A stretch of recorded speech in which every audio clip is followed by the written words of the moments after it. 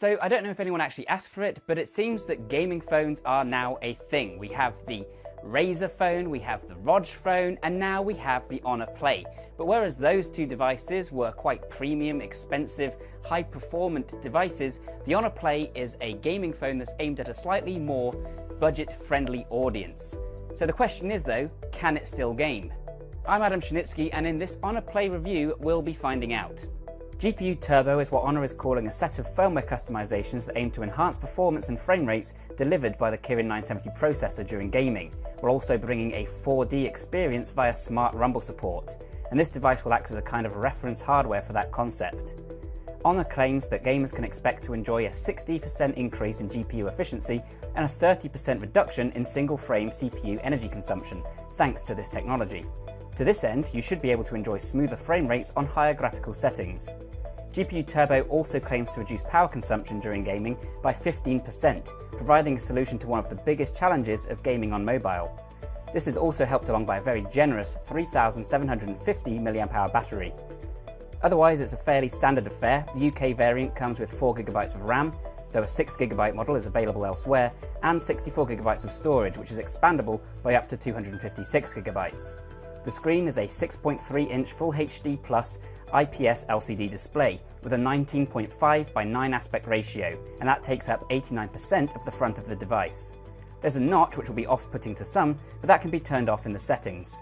Camera-wise, you get a 16 megapixel rear shooter backed up by a secondary 2 megapixel lens for bokeh effects, and a 16 megapixel camera around the front. There's a headphone jack, a very quick fingerprint sensor around the back, and USB Type-C down the bottom. No IP rating. The Honor Play will ship with Android 8.1 and EMUI 8.2 on top of that. That unfortunately means you get all the usual bloatware and ugly aesthetics that the skin is known for, but hey ho, you can hide most of that with customizations. Gone is the Aurora glass found on the Honor 10 & Co, and instead you get a matte unibody metal design, which Honor says was chosen to improve grip. I like the way it looks, it feels pretty premium actually, but I have found that the back panel scratches fairly easily. It's available in blue and black here in the UK, but you can also get a Play Edition version in either black or red from the website. That brings more of a gaming aesthetic. Okay, so that's the Honor Play on paper, but what is it actually like to game with? Can you expect to see improved performance over non-gaming phones at this price? So in theory, the Kirin 970 SoC is already a flagship chipset. It's the same one that's found in the Huawei P20 Pro, and it's the one found in all of Honor and Huawei's flagship devices. It's more equivalent to the Snapdragon 835 than the 845, however, and it's due a generational update. One thing to keep in mind is I have found in testing the Honor 10 and other devices that Honor phones seem to underperform in benchmark tests, and this probably translates to gaming as well. So you might be getting a boost that just brings you back up to normal. Lack of software optimization or bloat, whatever it is, it left me with relatively low expectations for the Play in terms of gaming. But I'm very happy to report that in Geekbench and Antutu scores, the Play managed to perform at around the same pace as a Galaxy Note 8. That puts it way ahead of the Honor 10's original scores. And when actually playing games, this performance is felt. Frame rates are stable even with graphics turned up, and it all looks great. Unfortunately, it couldn't quite manage my own personal benchmark, emulating GameCube games, but it came surprisingly close. I was actually very surprised by this actually. And GPU Turbo should affect anything that uses your phone's GPU. Just keep in mind that only PUBG and Mobile Legends are actively optimized for the feature, meaning that you won't get things like the rumble effect with other games. That said, I didn't really notice it whilst playing PUBG anyways. And there are more software tricks that also aim to improve the gaming experience. You can disable the navigation buttons to prevent accidentally exiting to the home screen, for instance, and easily record gameplay snippets with the shortcut tools. Keep in mind that these features are also available on older Honor phones though, and GPU Turbo has already landed on a few via an OTA update. The large screen is unique to the Play though, and it's immersive for gaming, but I would have liked to have been able to turn the brightness up a little. And I was also surprised at the choice to go with such a glossy screen, which doesn't make much sense for a gaming device. Combined with the relatively low brightness, this led to occasional issues with daylight visibility. This was also a problem during general use, such as when browsing the web. The UK variant doesn't come with the professional gaming screen protector that Honor claims can help to alleviate glare, and also the stress felt on the fingers when gaming. Or diddums. The Wi-Fi radio could also be a bit stronger, which might become an issue if you plan on using Steam Link. That actually kept crashing out for me when I tried to use it anyway, but keep in mind that the app is very much in the early stages. Still, it runs much better on Samsung devices, and those have fantastic Wi-Fi reception. That's one of the subtle benefits you can get by buying a more expensive device. The lack of dual front-facing speakers is also a bit of a disappointment on a gaming phone. Honor says that the Honor Play has a 3D sound field, available via 7.1 channel Histon audio, and that should provide more realistic sound effects via headphones or the speaker. I don't know about that, but I can say that the sound quality here is decent, and actually better than many other devices with a similar setup. Overall then, this thing can game, and for the money it games really well.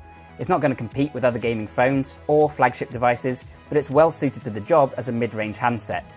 And performance is great elsewhere too. The Honor Play powers through Android really well, even with the bloat that comes from EMUI.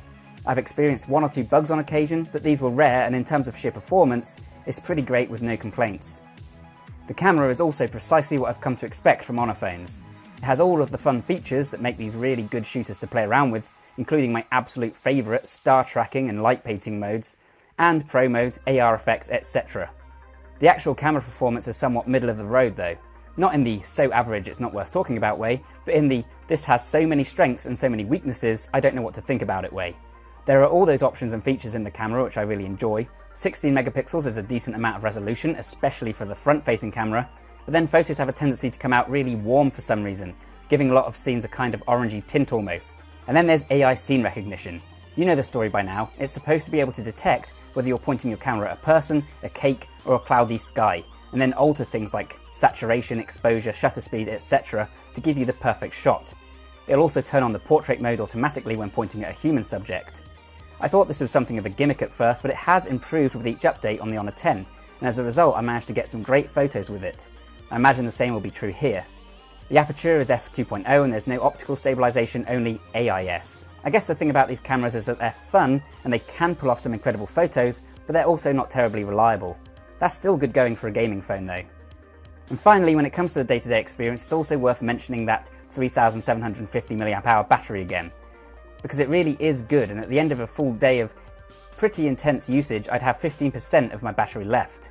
GSM Battery Monitor calculated an average of 9 hours screen on time, and that's a big win for a gaming phone, but also for those power users out there. Oh, and call quality was perfectly good too. No drop calls and my voice carried through loud and clear. So to conclude, I've really enjoyed my time with the Honor Play, more than I expected to in fact. Like other mid-range Honor devices, you get a lot of bang for your buck and a surprising number of high-end features and specs, only this time the real-world performance lives up to the specs on paper. It's well made, it's fast and it lasts forever. The performance doesn't quite compete with top-end flagships despite Honor's claims, and things like dual-facing speakers and stronger Wi-Fi are missed. But it's still great for gaming and can handle whatever you throw at it, so I'd say Honor has achieved what it set out to here. And what's more is that a lot of those gaming-centric design choices also carry over for an excellent day-to-day experience. So thanks a ton for watching guys, I hope you found this video useful and interesting. If you did then please leave a like, please share it around, that helps us out immensely. Comment down below and let us know what you think of the Honor Play, and head over to androidauthority.com, for we are your source for all things Android.